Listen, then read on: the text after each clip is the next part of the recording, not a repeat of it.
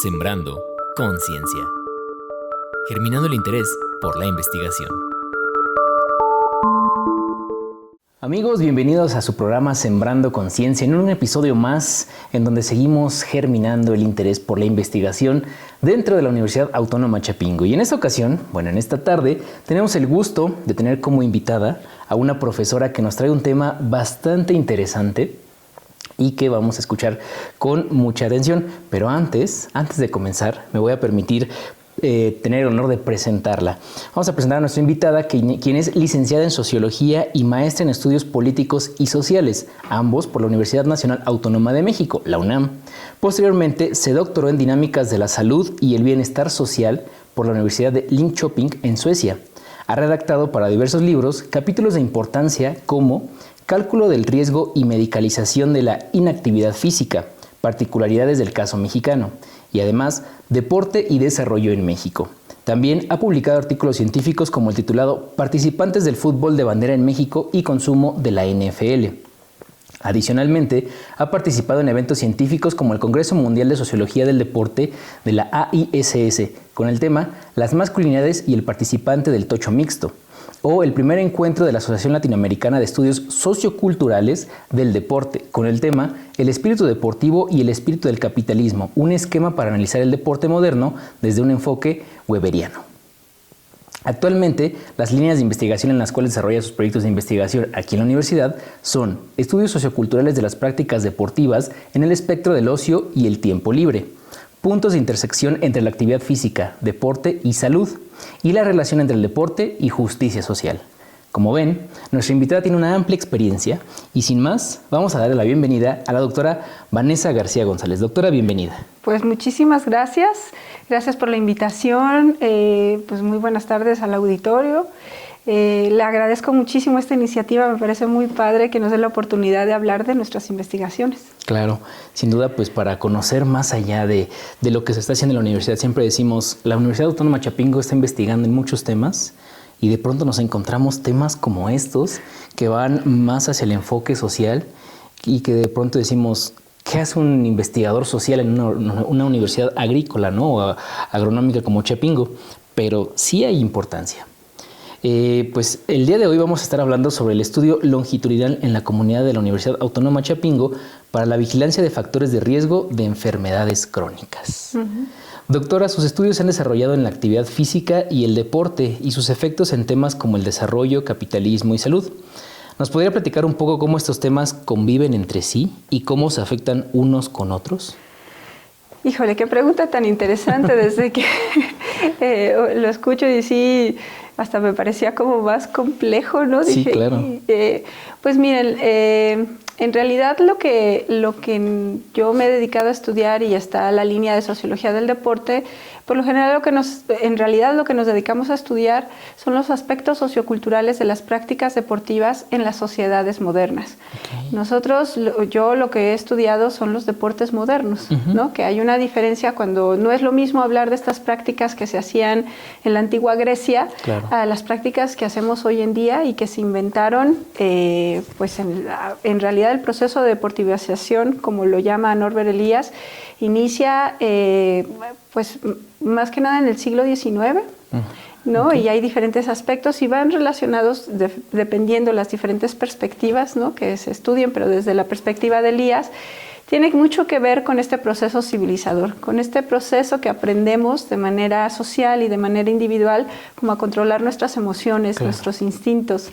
Y entonces es esa relación, como hoy en las sociedades modernas, como desde esta perspectiva eliasiana, que necesitamos espacios de control permitido, es decir, espacios donde disfrutar a flor de piel nuestras emociones y poderlas expresar, claro, en conjunto, ¿no? Y entonces los deportes, claro, son unos de esos espacios sociales donde podemos hacer eso. Y en ese sentido es que es la importancia de las prácticas deportivas en las sociedades modernas. Claro. Me surge una duda hablando que la deportivización de la sociedad comienza a partir del siglo XIX. ¿Podría ser que con la invención de la máquina de vapor, con esta revolución industrial, es que la sociedad encuentra también más tiempos de ocio y entonces decide comenzar a practicar deportes ya en conjunto.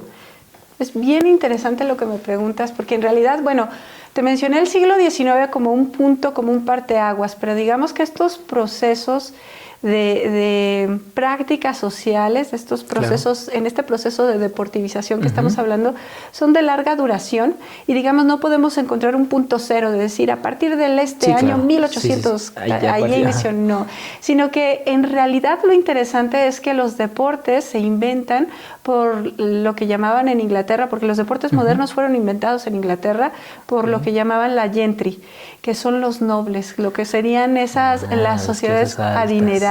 O sea, en realidad el fútbol, como lo conocemos hoy en día, con este deporte moderno, con estas reglas, seculizado, con este registro de los récords con reglas muy estructuradas como para controlar justo la violencia, el contacto físico, fue inventado en Inglaterra, junto con el rugby, el boxeo, en sus inicios la cacería de zorros. Claro.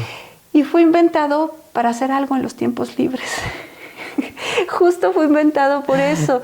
Pero ya después es bien interesante cómo se da cuando viene la industrialización, y empieza a ver todas estas, la clase obrera que ya estamos hablando, claro. Lo que se empieza a hablar ya del deporte como un uso social y como era ya del cuidado, es un sentido higienicista, que también en el siglo XIX va mucho de la mano, porque cuando se hace este proceso de industrialización, si uno lee las novelas de Dickens, es que era ciudades muy sucias. Sí, claro, sí. Y muy Londres, insalubres. París, muy, muy sucias y la gente vivía hacinada en condiciones muy insalubres y entonces lo que estaba pasando es que estaba afectando las ganancias, ¿no? Claro. Porque se estaba muriendo la gente. Entonces empezaron a ver qué podemos hacer para que la gente no se muera. Y claro, no es por tanto en cuestión humana, sino era por quién va a trabajar las fábricas, sí, no era otra cosa. Y entonces es que empieza a surgir esto en el siglo XIX, también va de la mano con el higienicismo, la cuestión higiénica, ¿no? Entonces, como que fueron relacionando al deporte con la salud desde ahí, es decir, el deporte hay que fomentarlo entre las masas de los obreros para que tengan cuerpos saludables, para que sean cuerpos fuertes. Y va de la mano con un movimiento en Alemania que es de la gimnasia, que son las escuelas que tengan las clases de educación física. Entonces se van dando así como de la mano y se van uniendo y todo esto va pasando principalmente a finales del siglo XVII, del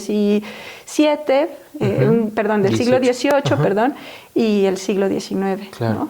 Justo lo que comentamos en la pregunta, el desarrollo de la sociedad, la parte de la salud y bueno, el capitalismo floreciente, no naciente de ese entonces. Doctora, coméntenos un poquito cómo es que le surgió a usted el interés por realizar investigación sobre deporte y actividad física. ¿De dónde vienen estas ganas de hacer investigación acerca de esto? Pues la verdad es que para poder pagar mis estudios en la UNAM, ¿no? En un principio, pues bueno, tuve que trabajar. Después fui muy afortunada en tener una beca de la UNESCO y gracias a eso ya no tuve que trabajar como trabajaba previamente y pude dedicarme a los estudios, pero aún así la beca no era suficiente. Entonces yo tenía que trabajar y trabajaba los fines de semana aquí en Texcoco en una liga que empezaba en esos momentos de fútbol bandera. Entonces trabajé muchos años, ¿no? Promoviendo el fútbol bandera aquí en Texcoco y me atrevo a decir que hasta en México. Y entonces justo el estar tan involucrada organizando esas competencias de fútbol bandera, estar en contacto con todas estas personas que se apasionaban y vivían de la manera que yo vi que vivían su práctica deportiva, que fue que me llamó mucho la atención, ¿no? Como fenómeno social, claro. ¿no? ¿Qué tan importante era para la construcción de sus propias vidas el deporte? Entonces de ahí fue que dije, bueno, aquí está pasando algo, me llamó muchísimo la atención y luego tuve la fortuna de conocer la obra de Norbert Elias, que estaba estudiando esta relación de la deportivización y el proceso civilizador. Y pues de ahí surgió mi interés y vi que eso que era parte de mi tiempo libre, que también me permitió estudiar y que yo veía que la gente disfrutaba tanto, que a mí también me llegó a apasionar y a gustar tanto, que dije, pues voy a hacer mi tesis de licenciatura sobre eso, ¿no? Claro, y así fue como surgió. Muy bien. ¿El deporte ayuda al tejido social a que no se desintegre tan rápido? La verdad, al escucharte, ¿no? Estas preguntas que me planteas son bien interesantes porque se da como por hecho, es parte como del conocimiento de la vida cotidiana que el deporte es bueno, ¿no? Claro, como que se le da. Y en teoría social, en sociología del deporte, eso se le llama como el evangelio del deporte, ¿no? Como es como si se le tratara al deporte como el deporte todo bondad, todo bueno. De una manera casi santificada, sí, ¿no? Sí, que el deporte solo te trae cosas buenas, ¿no? Claro. Y sí es cierto, ¿no? La verdad es que los que hemos practicado el deporte, aunque no sea de alto rendimiento, hemos experimentado muchas cosas, muchos beneficios que puede traerte el deporte, pero el deporte también hay que verlo desde una mirada crítica, porque también tiene su lado oscuro del que pocas veces se habla, ¿no? Y sí es cierto que el deporte puede ayudar a reconstruir o a fortalecer el tejido social, siempre y cuando se practique con ciertas características y existan ciertas condiciones en la organización espaciales que permitan que exista esa integración social. Claro. No se da de por sí. Tiene que haber ciertas particularidades y justo hay varios estudios, no aquí en México, en México la sociología del deporte habemos varios que nos dedicamos a eso, pero somos pocos. Hemos sido pocos como en la historia de la sociología en México, pero sí los hay, ¿no? Claro. Digamos, hay muchísimos más estudios al respecto en países de altos ingresos como Estados Unidos, en Europa, en Alemania, en Holanda. Sobre todo se hacen estudios para la integración de migrantes y refugiados. En ese sentido se estudia cuándo sí el deporte ayuda a la integración y cuándo no. Cuando es un problema. Exacto. Sí, bueno, como lo comenta, ver el deporte desde diferentes aristas, sobre todo porque pues es practicado por un ente humano, ¿no? Y al haber 1, 2, 3, 4 personas o más en un deporte, pues ya tiende también a haber diferencias, tiende a haber ciertos conflictos que primero hay que resolver como personas para que no afecte, ¿no?, a esta parte del deporte. Doctora, ¿qué implica hacer un estudio longitudinal? Porque eso es un concepto que es nuevo para nosotros aquí en Sembrando Conciencia. Para la gente que nos está siguiendo, pues me imagino que también pocas veces lo hemos escuchado. Y pues quien ya lo ha escuchado, bueno. Pero nosotros queremos saber qué es un estudio longitudinal. Bueno, existen diferentes formas de hacer diseños de estudios. De vigilancia. En este sentido tiene un más corte de vigilancia, de monitoreo, de comportamientos. Tiene un corte más de ciencias de la salud. Y hay diferentes tipos de estudios. Está el estudio transversal, el estudio longitudinal y el estudio de cohorte. El estudio longitudinal lo que hace es que empecemos con el estudio transversal. Es como si tomáramos una instantánea, una fotografía, y nosotros vamos a estudiar en ese momento espacial y temporal el fenómeno que queremos estudiar. Y eso es un estudio transversal, un diseño transversal. Un estudio longitudinal es que durante un periodo de tiempo nosotros vamos a tomar varias instantáneas y las vamos a comparar para tratar de identificar cambios en el tiempo. Pero al final de cuentas son como fotografías instantáneas de ese fenómeno que estamos estudiando, fotografías en un momento y un espacio específico, pero una de las características es que el estudio longitudinal se hace el estudio con la misma muestra. Entonces se hace, en este caso yo estoy levantando una encuesta, entonces ahorita justo estoy en este mes haciendo el primer levantamiento, entonces hacemos un levantamiento, ahorita estoy con los alumnos y las alumnas de 4º año de todas las carreras y departamentos de la universidad, y la idea es que va a haber un segundo levantamiento de datos con el mismo instrumento, a la misma muestra. A estos alumnos ya no van a estar en 4º, Ahora, cuando estas alumnas y alumnos estén en sexto, se les va a volver a aplicar la misma encuesta. Y la idea, ¿no? Si podemos lograrlo, la intención es que podamos hacer un tercer levantamiento de la encuesta cuando egresen. Esa es como nuestra ambición, esperamos lograrlo, estamos diseñando estrategias para poder lograr nuestro objetivo, para poder hacer este estudio en este periodo de 6 años. ¿Qué se espera de encontrar? Digo, la diferencia entre cuarto año, sexto año y egresar, pues sí son bastante, ¿no? ¿Qué se espera encontrar en los alumnos de la universidad en estos 3 levantamientos? El estudio lo que trata de hacer con estos instrumentos, el instrumento que yo estoy utilizando es un instrumento diseñado por la Organización Mundial de la Salud que se llama STEPS.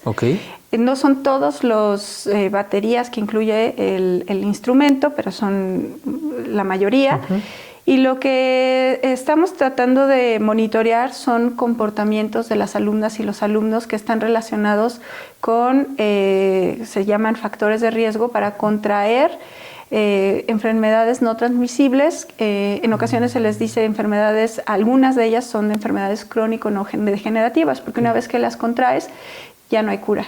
Dígase la diabetes tipo 2, la hipertensión arterial y algunos tipos de cáncer. Una vez que te diagnostican y tienes la enfermedad, ya es más bien controlarla, ¿no? Exactamente, ya más bien es controlarla. Y lo que pasa es que si no la controlas y eventualmente se va haciendo cada vez más crónica, ¿no? Se va empeorando. Entonces, en este instrumento lo que estamos monitoreando son de manera específica los hábitos que tienen respecto a la actividad física, ¿no? Qué tanta actividad física hacen en una semana ordinaria, consumo de alcohol, consumo de tabaco, algunas cuestiones relacionadas con salud mental, específicamente relacionadas con temas del suicidio, temas relacionados con la violencia, con lesiones que tienen que ver más como las lesiones con accidentes de tráfico, como peatón, como conductor, como pasajero, en vehículos motorizados, vehículos no motorizados, dígase bicicleta, si usan o no el cinturón de seguridad, si usan cascos, si usan motocicleta o si usan casco y otras protecciones en bicicleta, ¿no? Cuestiones de violencia, ¿no? También más en el sentido más como simbólico, ¿no? Hay otra batería de preguntas, la última, sobre salud sexual y reproductiva.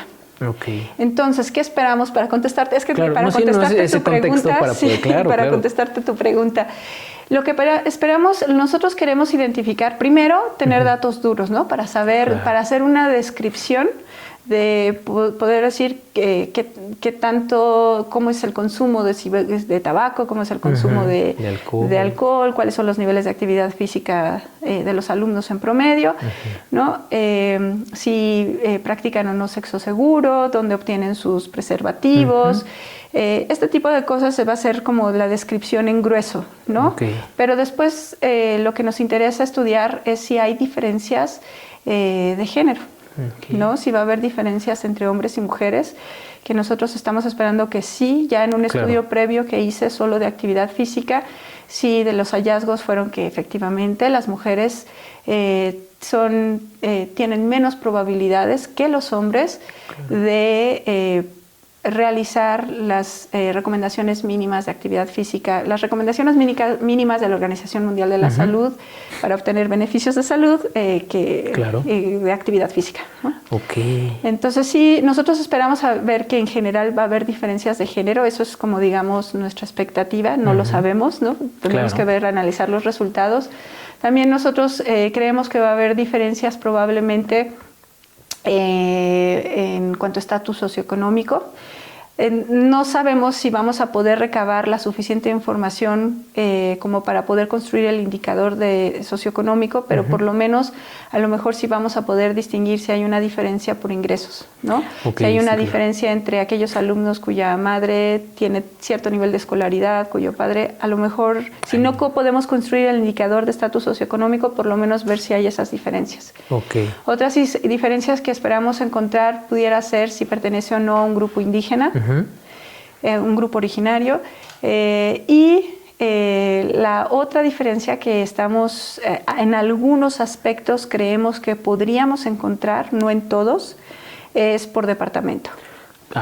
Sí, claro. Nosotros creemos por carga académica, que pudiera ser, por ejemplo, niveles de actividad física, pudiéramos esperar que los departamentos como la DICEA, por ejemplo, que no tiene prácticas de campo formalmente, tenga los alumnos y las alumnas de la DICEA tengan menores niveles de actividad física que los alumnos de fitotecnia, por ejemplo, o de agroecología, no tan solo, que tienen que ir a prácticas de campo. Esperamos eso, no sabemos, tal vez no lo es así, tal vez resulte ser que las medidas que ha tomado la DICEA de todas estas actividades extracurriculares que ellos tienen y que vigilan desde hace muchos años, en cuanto a este diseño de la educación integral, tal vez haga que no haya una diferencia en cuanto a niveles de actividad física. Claro. Muy probablemente esperamos que haya mucha similitud en el grueso en cuanto a consumo de alcohol, ¿no? No sabemos, nosotros esperamos que va a haber diferencias en cuanto a la práctica de lo que están reportando en la práctica de sexo seguro, si usan o no preservativos, ¿no? Entonces, eso es lo que esperamos ver. Habrá que, apenas estamos haciendo la primer colecta, habrá que esperar a ver los análisis. Los resultados, sí, exacto. Doctora, mencionó los instrumentos STEPS. ¿Qué son los instrumentos STEPS y cómo funcionan? Bueno, estos instrumentos son unos cuestionarios diseñados por la Organización Mundial de la Salud. Es bien importante cuando estamos aplicando una encuesta que nuestro instrumento esté validado, esté probado, porque a veces parece ser que se habla muy a la ligera de que voy a hacer un estudio, voy a hacer una encuesta, ¿no? Claro. Y parece así como si fuera la cosa más fácil y sencilla del mundo, ¿no? Cuando en realidad yo creo que es una falta de respeto a esa técnica de colecta de datos, ¿no? Porque en realidad tiene su chiste, ¿no? O sea, cuando se hace un cuestionario, cuando se diseña un cuestionario, hay que asegurarse que mida lo que uno quiere medir, claro. ¿no? Entonces, para eso los cuestionarios son piloteados, pero no solo son piloteados, o sea, se son sometidos a pruebas, ¿no? Para ver si realmente, y son validados, para ver si realmente miden lo que se supone que tienen que medir. La otra cosa que se hacen estudios incluso para ver si hay diferencias culturales en la forma en que se frasea una pregunta, porque para un contexto cultural en el que fue diseñado originalmente el cuestionario puede hacer mucho sentido, pero para otro contexto cultural en otro espacio puede que digas, ¿esto qué es? Sí, ¿no? hay que adaptarse Entonces, al contexto. todos estos cuestionarios como que han tratado de tener esa sensibilidad un poco, ¿no? Incluso hay espacios en los cuestionarios cuando te dicen, bueno, aquí tienes que meter un ejemplo que sea significativo para el grupo de personas en las que estás aplicando el cuestionario, ¿no? Entonces, por ejemplo, en cuestiones de actividad física, si yo les digo, bueno, una actividad física vigorosa es aquella que se hace cuando juegas rugby o cuando juegas cricket. Claro, y si no se juega ese deporte en ese lugar, ¿no? Claro. Entonces yo lo tengo que adaptar, ¿no? Yo tengo que mencionar un deporte, si voy a hablar de deportes, que sea ahí. O por ejemplo aquí la adaptación que hice a Chapingo es buscar qué actividades físicas son intensas cuando vas al campo y cuáles son moderadas, ¿no? Ya sea cuando vas al campo, si le vas a dar de comer al animal, si le vas a limpiar el estiércol, es una actividad intensa.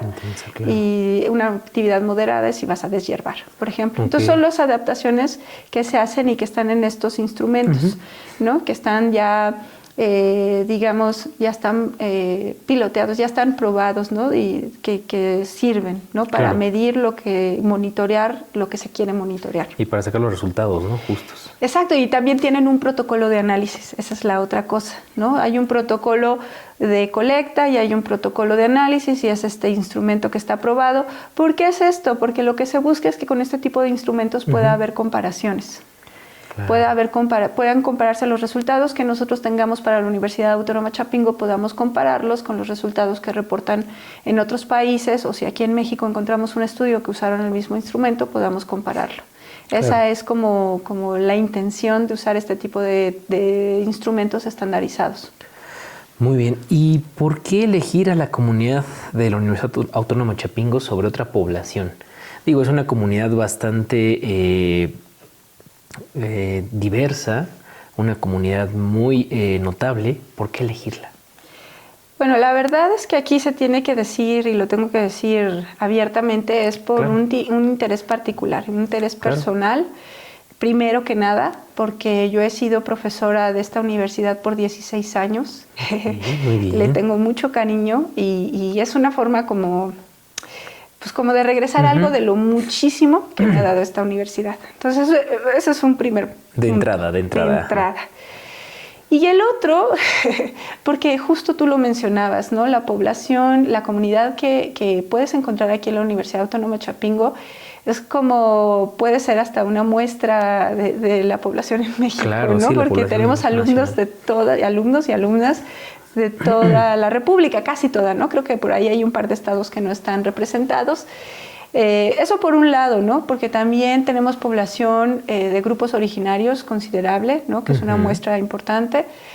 Y por otro lado, porque también está bien interesante para esto de este tipo de instrumentos que estamos usando, que hay diferentes ocupaciones dentro de este mismo espacio y diferentes grupos etarios, ¿no? Okay. Entonces, en un principio estamos haciendo el estudio únicamente con estudiantes, en este estudio longitudinal para estos alumnos de cuarto, pero la intención es extender el estudio para incluir trabajadores académicos y trabajadores administrativos. Okay.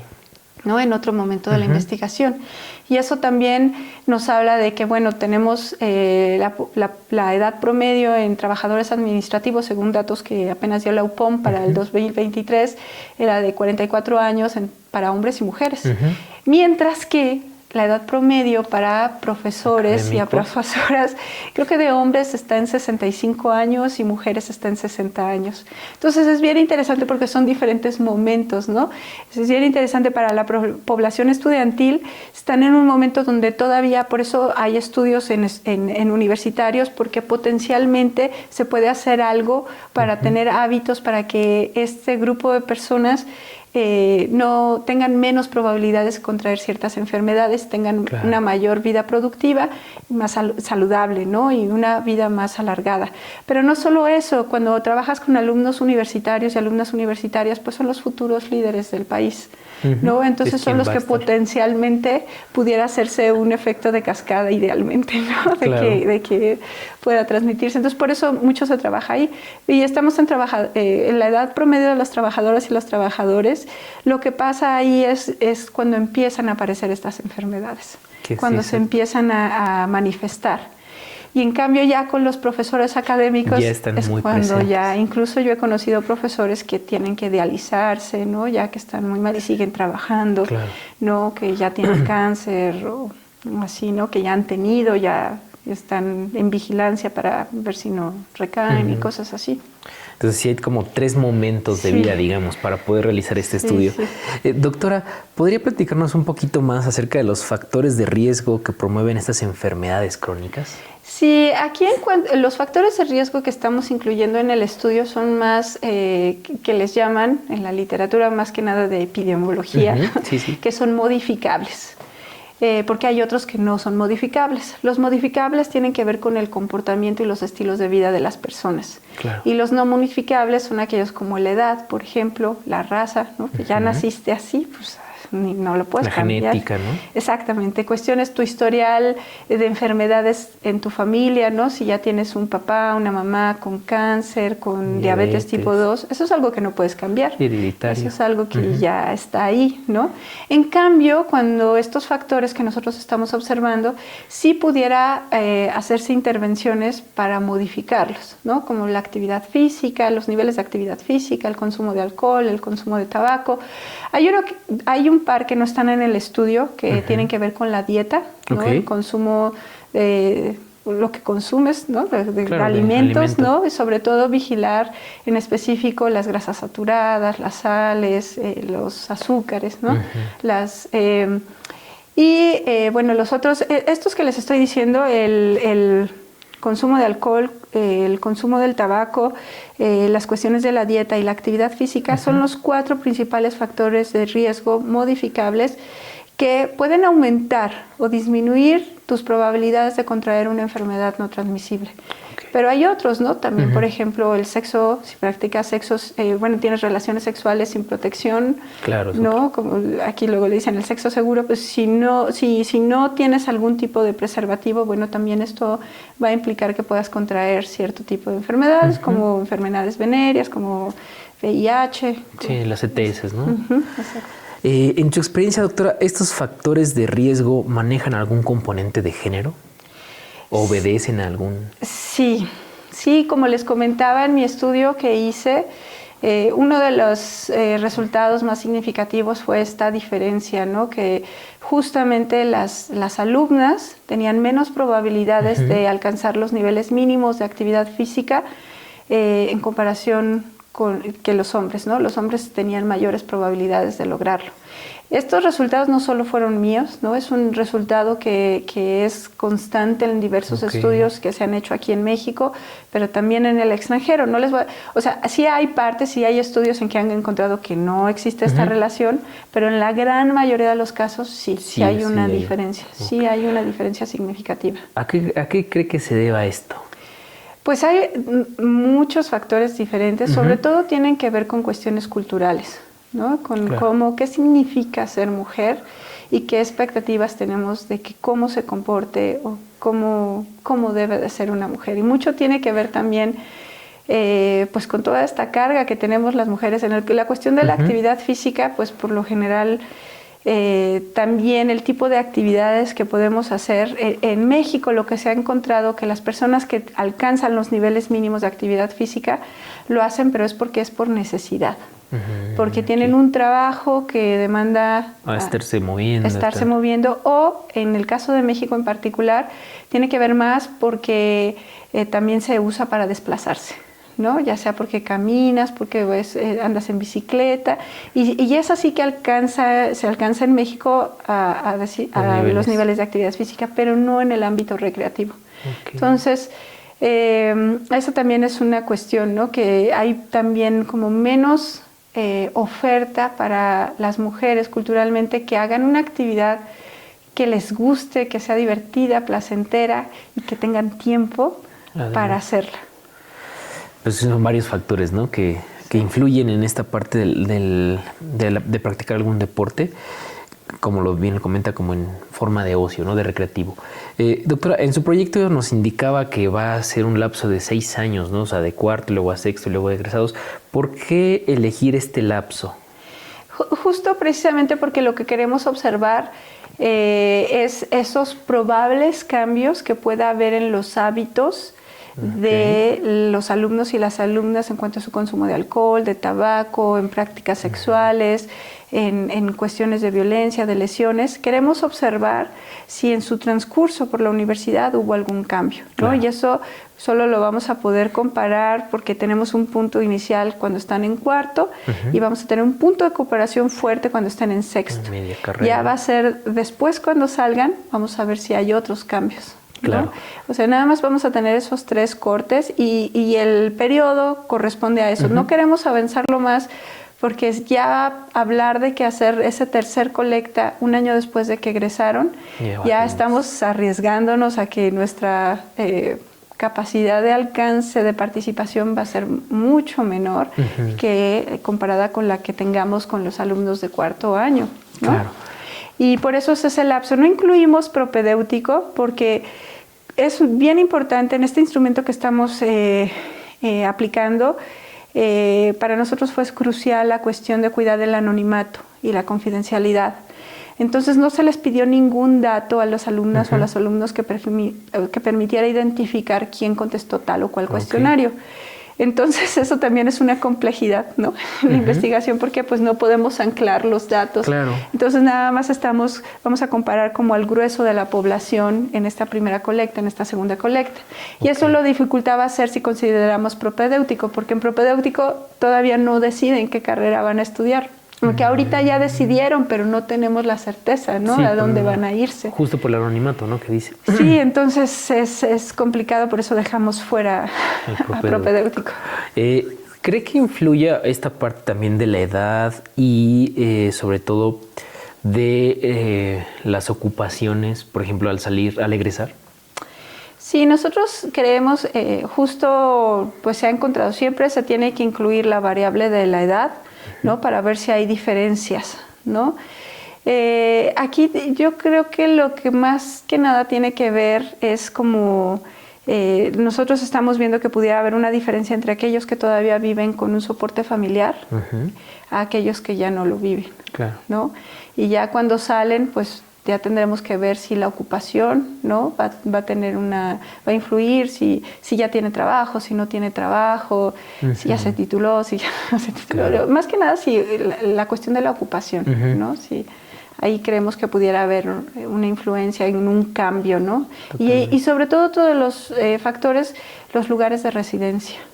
Eso creemos que también pudiera tener, por lo menos en la actividad física, sí. Sí puede haber una diferencia. Okay. Pudiera ser. Okay. ¿No? En otros estudios ha habido. Pero no sabemos para los otros factores, ¿no? Es la que habríamos que esperar. Exactamente. Doctora, ¿nos puede decir cuáles son los principales retos de hacer este tipo de investigación? Híjole. Sí, pues los principales para hacer ciencia en general son los recursos que tienes disponibles para hacer el estudio, ¿no? Eso es crucial, ¿no? La otra pues también es pues que este tipo de estudios en ciencias sociales pues dependes mucho y cuando usas instrumentos de este tipo, ¿no? Que es que tienes que confiar en lo que te está diciendo la persona que está participando, ¿no? Aunque por eso les decía que es tan importante usar un instrumento estandarizado y que ya fue probado, porque estos instrumentos lo que hacen es tratar de tener muy claro qué es lo que quieres medir y lo preguntas de diferentes maneras como para validar y como de cierta forma asegurarte que tengas la información que quieres obtener. Por eso les decía que era tan importante eso. Pero es complicado, ¿no? Porque además en este tipo de estudios cuantitativos, pues lo único que puedes hacer es, por un lado, tener una descripción gruesa de más o menos como una fotografía instantánea, ¿no? De cómo darte una idea con los números que salen, cómo está la situación. Y la otra, cuando ya haces este análisis estadístico inferencial, bueno, ya podrías estar ahí viendo dónde podría haber una asociación estadísticamente significativa entre las variables, pero nada más es eso.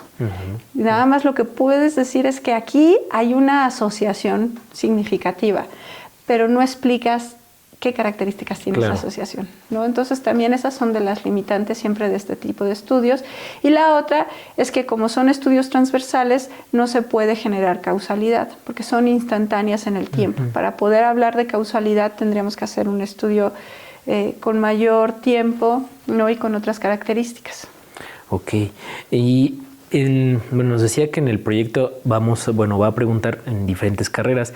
¿Se contemplan solo las carreras de la sede central o también en los centros regionales? Pues la intención del diseño es que este primer año, en el 2024, esta primer colecta es para sede central y el próximo año el plan es en esta misma época, en mayo, ir a encuestar a la generación de cuarto año que esté en ese momento en sedes foráneas. O sea, para poder hacer ese estudio, digamos que el estudio en sedes foráneas sería con otra generación, digamos, pero con el mismo diseño, por la cuestión de los recursos, ¿no? Sí, claro, y los traslados también sobre todo, ¿no? Y para invitar a más estudiantes que estén interesados en investigaciones como esta, o en ese tipo de investigaciones, ¿nos podría decir en su perspectiva qué falta por investigar? Uy, siempre va a faltar mucho, siempre, aunque ya esté, que haya ya un tema que uno pudiera pensar que ya está agotado, no es así, siempre se le encuentra como una nueva arista. Otra esquinita, ¿no? Otra esquinita, pero la verdad es que este tipo de estudios en México hay pocos. Entonces, por eso es que se empieza con este estudio descriptivo, porque hay pocos datos duros al respecto. Entonces, pues ayuda mucho empezar así. No se hace un diseño más complejo o de otro tipo, porque necesitamos empezar por estos datos duros, ¿no? Para tener esta fotografía inicial y luego poder profundizar en otra etapa. Entonces, sí, la invitación sería que que se animara, ¿no? Claro, a hacer más este tipo de diseño. Sí los hay, no estoy diciendo que no los haya, sí los hay, ¿no? Pero... O a participar en investigaciones como esta, ¿no? Claro. Y en su experiencia, ¿qué nos falta como comunidad universitaria de la Universidad Autónoma de Chapingo para un desarrollo más integral, desde su experiencia? Ay, Por la expresión hay bastante. Eso, sí, yo creo que, híjole, pareciera que se necesita como más diálogo entre las instancias, ¿no? Necesitamos como, híjole, es que es muy complejo porque sí me hiciste la pregunta la pregunta complicada. Yo creo que tenemos el potencial, ¿no?, para hacer muchísimas cosas por los recursos, por las características que tiene la universidad.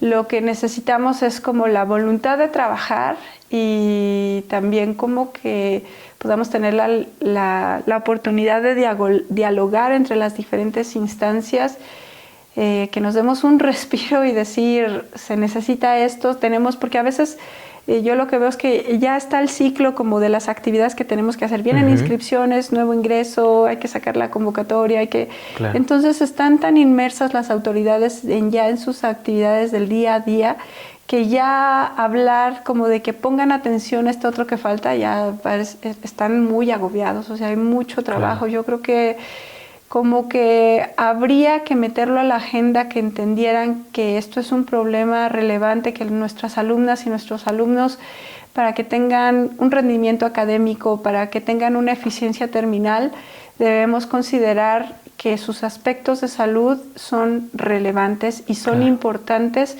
para el rendimiento académico y para la eficiencia terminal. ¿Cómo vamos a tener esa eficiencia terminal si tienen problemas de salud mental, si tienen una enfermedad venérea o tienen un embarazo no planeado que va a retrasar probablemente su fecha de término? Claro, y justo en esos temas que son... De graduación, pues. De graduación, sí, claro. Y justo en temas que son recurrentes dentro de la comunidad universitaria, ¿no? Precisamente la salud mental, al llegar de 14, 15 años a la universidad y pues enfrentarse prácticamente al mundo solos, pues es difícil, ¿no? Entonces, salud mental, precisamente el tema... Salud sexual y reproductiva. Alcoholismo, el tema, lo mismo igual de también...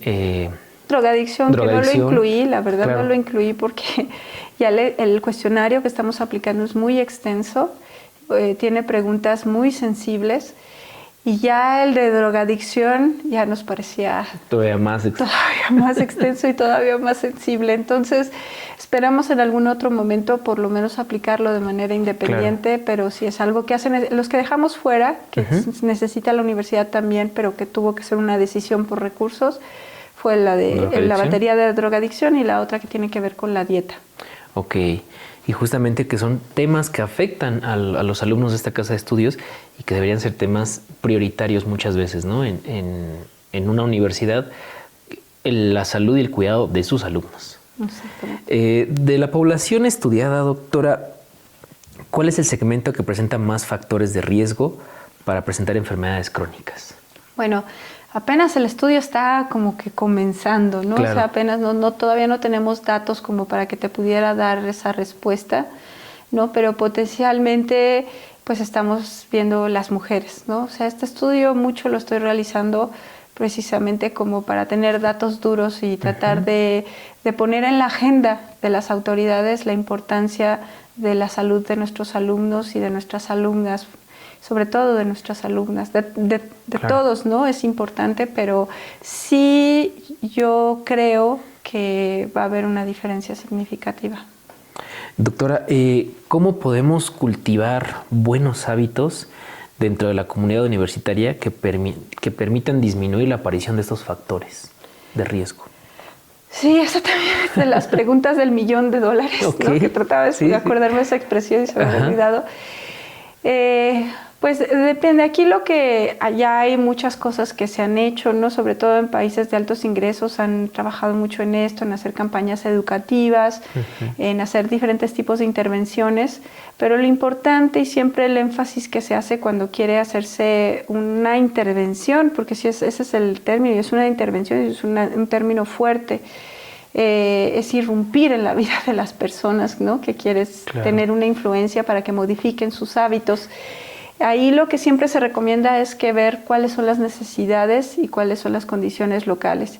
Y justo el estudio que estamos haciendo va encaminado a eso, para ver cuáles son nuestras necesidades y extenderlo después para identificar las necesidades y de qué manera sería posible, si vamos a hacer una campaña educativa, qué lenguaje tendríamos que usar, qué características específicas, qué contenido, de qué forma dárselo a los alumnos y a las alumnas para que tenga un mayor impacto.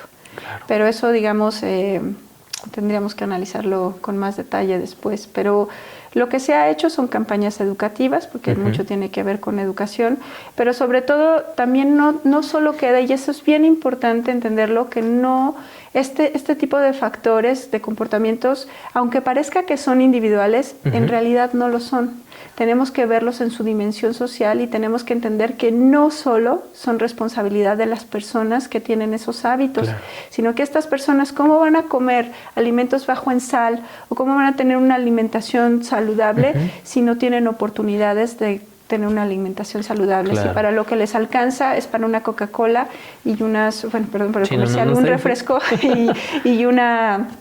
y una chuchería, ¿no? Claro. O sea, como si no hay las condiciones, ¿cómo lo van a hacer? O cómo van a hacer más actividad física si no hay el espacio físico o si el clima no lo permite, ¿no? Entonces, claro, no solo es responsabilidad de las personas. O también incluso las actividades físicas, ¿no? Si hay que trabajar, si hay que desplazarse, pues ya no le permite a las personas poder realizar una actividad física. Sí, también de lo que se trata es no darles más trabajo a las personas. Por eso hago el énfasis. Muchas de estas cuestiones no son cuestiones individuales y no es cosa de responsabilidad individual, sino hay que verlos en su dimensión social y que hay responsabilidades compartidas, que las autoridades tienen mucho que hacer y decir al respecto. No solo las autoridades universitarias, sino también, claro, las autoridades, digamos, a nivel nacional, estatal, municipal. Claro. Por mencionar un ejemplo. Claro, y sobre todo pues también que son temas de la sociedad en su conjunto, ¿no? No nada más es así, los alumnos de la universidad, no, también es de la sociedad de Texcoco, de la sociedad de, no sé, del pueblo cooperativo, o sea, de diferentes lugares que también tienen que ver con esta parte del esparcimiento y de la actividad física. Doctora, ¿cuáles son las principales limitantes para reducir o mantener al margen estos factores de riesgo dentro de nuestra comunidad universitaria? Híjole, es que va dependiendo, porque como les mencionaba, son diferentes aspectos, pero yo creo que hay uno muy importante, y tú ya lo dijiste, en cuanto al consumo del alcohol, el consumo del tabaco, las prácticas sexuales, pues que tenemos alumnos y alumnas que llegan a los 14, 15 años, ¿no? La mayoría llega de 15 años. Entonces, pues muchos, no todos, pero la gran mayoría llegan y viven solos. Entonces, ahí es... ¿cuál es esa figura? ¿Quién se encarga como de ese acompañamiento que por lo general te da tu familia cercana, que te da tu papá, que te da tu mamá, ¿no? ¿Quién está ahí para ti, claro, para explicarte qué son las drogas? Si vas a consumir alcohol, que sí, que no, cuando ya te pasaste, ¿no? Si vas a experimentar con fumar, ¿no? O consumir otro tipo de drogas, si ya quieres experimentar tu sexualidad, de qué manera es hacerlo segura, ¿no? Y cosas así, ¿no? Y mucho tiene que ver con cómo llegan nuestros... De por sí es como, digamos, no es exclusivo de nuestros alumnos y nuestras, claro, alumnas, pero sí hay una particularidad, ¿no? Desde la edad que llegan a vivir solos, solas, y esa es una de las principales limitantes luego para poder hacer algo, claro, porque viven solos. Y también el tipo, ¿no? de los servicios asistenciales, el internado, buscar un cuarto cerca de la universidad, también eso. ¿Y con quién se apoyan? Pues con alumnos de otros años, ¿no? De años superiores, que son los que les pueden llevar por ahí por una mala recomendación, ¿no? Pues pudiera ser, no sabemos, o tal vez también viene la buena recomendación, ¿no? Esperemos que... Esperemos que sí.